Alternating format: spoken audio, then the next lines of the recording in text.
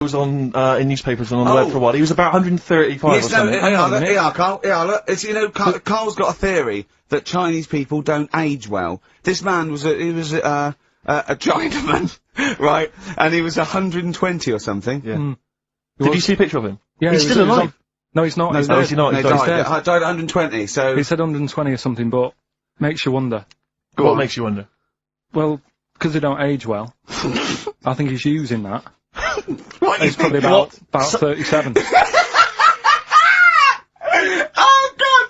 Honestly, we walk down the street, right, and we see an elderly Chinese person, yeah, right, and Carl would go, "Oh, I'm just thinking he is." Yeah, like it's. I don't understand this notion that Chinese people don't age well. I don't know where this has come from. No, I mean, I'm not having a go. No, right? I never want anyone to think I'm like having a go at them. But they are really good looking and they're healthy and that. Till they're about. I've never seen one, right? Can you tell me if you've seen a Chinese person who's about 30? It's either 20 or 50. There's no middle ground. This is what I came back for. This is 2 hours of absolute drivel from the brain of Karl Pilkington. Let me just check something. So the Chinese gentleman who died recently was 130. Your theory is your theory is that he's maybe in his late 30s, early 40s. Yeah. This is an elaborate conspiracy on his part, because obviously whenever they talk about the oldest people in the world, it is always a Chinese person. Yeah. Invariably. They do, yeah. I mean, they seem to win that every year. Go on. So your theory is that in those small backwater villages in China... Ross McWhirter comes to a little village. They go, the Guinness guy's on the way. He goes, well, until recently, the oldest person in the world, how old are you? And they're so embarrassed, because they think they look about 120, they go, 120, they go, really? Go, yeah, can I have his birth certificate now? In fact, I think this Chinese bloke it wasn't verified with the conspiracy because he didn't have his papers. Didn't have his papers, no. So... Is this the same one or a different fella? I think it might be the same guy, I'm not sure. Trying it on. So there's a huge conspiracy amongst these Chinese villages that every time... When you get to about 50, say you're 70. Because no one will believe us. Well, if you can confirm or deny that, then please email in ricky.gervais@xfm.u. This is the Racist Joe on XFM 104.9. Call in if you're anything less than a little mank. Outcast, Hey Ya, on XFM 104.9, with me, Ricky Gervais, you, Stephen Merchant, GQ Presenters of the Year. Radio Personalities of the Year. It's official. We're the best radio personalities of the year. We got that award sent to us, didn't we? We did a little thing. But it was only our two names on it. It had your name, Rick, definitely. I remember that. It had my name. And your name. Didn't see Karl Pilkington's name anyway. No.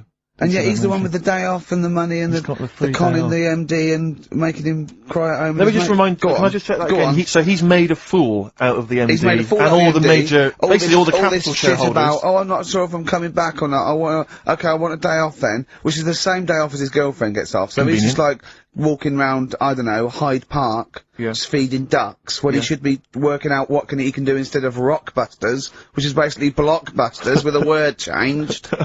Christ's sake. Right, if that's annoyed you, I'll tell you what is really weighing me up. Go on. The last week or so, this postal strike. I tell you, Rick, I have got no sympathy for him. I'd be a scab. I'd be walking through there, and I'd be giving him the finger. I go, you can intimidate my family. I don't care. I don't care because the post has got to get through. Because I'll tell you what, it's not the fact that the unions they could organise a strike. I'm behind that. It's fair enough. But not when it's these wildcats. They're just out there, they're just taking days off, willy-nilly, they're sealing out the post boxes, it's going crazy. Maybe Karl could deliver a few records Monday. Well, I know Karl must be livid, because his copies of the New Scientist and the Literary Review haven't turned up, so he's in a terrible way. And, I got important documents that are supposed to be coming to me, there's hiding a hair of it. And I was cooking last night, and it got me panicked, because I was thinking about, if this just is going to spread now amongst other organisations and other groups. And you know what? Like a cancer. It was partly because I was cooking. Yeah. But I suddenly become terrified that they might go on strike. Go on. The guys in charge of the potatoes. Oh. Anyone involved with potatoes. I had so much mash farmers. Last night. I had so much sausage mash, second helpings, that I had to sit on the edge of a seat so my stomach could hang down. I love spuds. Spuds and bread. I could not do without spuds and bread. I feel like maybe I could make my own bread. Spuds, I wouldn't know where to start with a spud. Yeah. And it's like, they're amazing. You can boil them, you can broil them. Yeah. I don't know what broiling is, Nor do but I. I suspect it's tasty. I don't think it's as good as, I mean, obviously the chipped potato is For the working everyone's classes, favourite. the chip. It was always on. The chip fat fire was always on in my household. The ceiling, the death trap fire, polystyrene ceiling was yellow. Exactly. Come Wednesday in our house. Yeah. And, always had chips. Because all I remember hearing, if I think back to my childhood, all I remember was, gotta stop and get some potatoes, or phone your dad, tell him to get some potatoes. Well, that was your job, wasn't it? Carl? Potatoes. Yeah. It's, I mean, it does concern me, because what did you have to do? Didn't you have to fill a diary out for your teacher? Do you know when you're at school, I don't know if you do the same thing, but you get like a little red book, right? And every night, I think it was a way of the teachers sort of keeping an eye on you. So if you went out robbing, if you wrote it in your diary, they'd go, what you're playing at. Sure. Right? So you'd have to write down what you did every night. Yeah. But I didn't get up to that much at that point. Sure. I used to just go on my errands. Yeah. And it was my job to like... I haven't heard errand since the 70s. Nice to hear that. I went to U-Phase, right, the little local supermarket. Yeah. And I got... what's it called? Euthanasia? What? I did... U-Phase. U-Phase. U-Phase. Yeah. H-U-G-H. U-Phase. Oh, it's his name. Right. Yeah. And, I Euphase, just had to get like a bag of potatoes. Of course you did, yeah. And a loaf. Staple. So, I used to put that in my diary every day, and it got to a point when, like, even the teachers were like, just make something up. Yeah.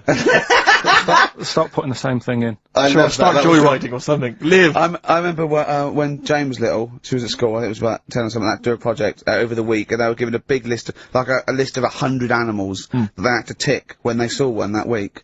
And the teacher knew she cheated because she ticked beaver. So she was trying to win and get a bit, but she knew, unless it was Susie Dibblethwaite's beaver. I know the school slut. I don't know, maybe. I don't know. But, yeah, so, I'm just, as I say, it feels like the potato people have got me over a barrel.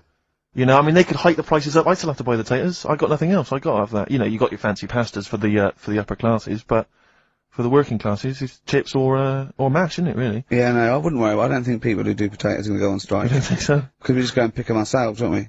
Or grow them ourselves. Sure.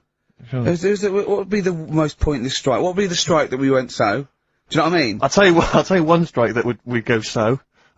Those guys who do sketches in Covent Garden. Yeah, take me a picture, or they do a caricature of you. The strike, imagine the strike! You go out and you go, well, I want one with a big nose and a big chin. I want them using caricature of me and my sister. yeah. Oh dear. But I need a sketch, I need a pencil drawing of Leonardo DiCaprio. Looking like a monkey. I mean, how are we gonna get this? This is unbelievable. Yeah, I'll tell you also, the strikes that have no effect. Right. Those, people in nightclub toilets.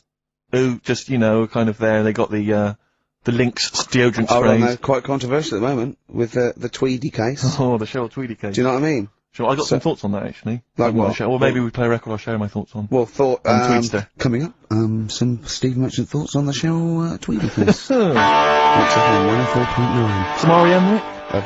What's the frequency, Kenneth? What's the frequency, Kenneth? I'll tell you, it's 104.9 XFM. I'm Ricky Gervais with me, Steve Merchant, and Karl Pilkington. Karl, the user Pilkington. Just takes. Takes. Destroy the man. Go to you, Steve. You should talk like that more. It's cool and sexy. Thank you. I make it clear now, I do not condone in any way, shape or form what Cheryl Tweedy did. But I have to say, they wind me up. By they, you mean toilet attendants? Yes. Right, yeah. yeah, Not Pop Idol winners. That's what I thought you meant, yeah.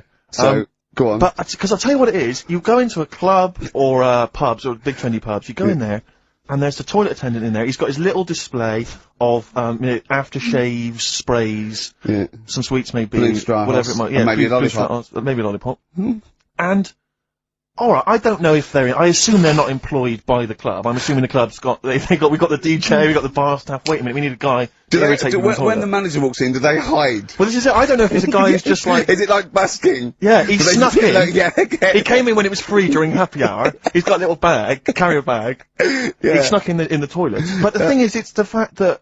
toilet attendants, fair enough. I mean, I'm happy if a toilet attendant sneaks in under cover of darkness, cleans it for me, and then shoots off. But it's when I have to see them there. I feel guilty because I've got it's like, maybe we wash my hands, I'll forget he's there. He'll hand me a paper towel, suddenly I got to tip him like a quid or something. It annoys me because I piss. wash my hands at all. I don't usually wash my hands. I sometimes don't even bother getting my knob out. Oh. I do it by stand and change my trousers when I get home. Exactly. So it annoys me having to go through this charade of getting it out, slashing out of it, shaking it dry, and then washing my hands. See, if he did any of those elements, I'd tip him a quid, yeah. Pop it out. But not to hand me a paper towel and get it myself. And it's just guilt, and sometimes I'll hold it in, because I'm nervous I don't want to go back in there. What annoys me is like a posh award ceremony, it's a pound of piss. It is a pound of piss. Do you know what I mean? So, or in a top hotel or something. Yeah. It's absurd. And I'll tell you what's worse than that. I know that he's doing it because he's got to feed his kids.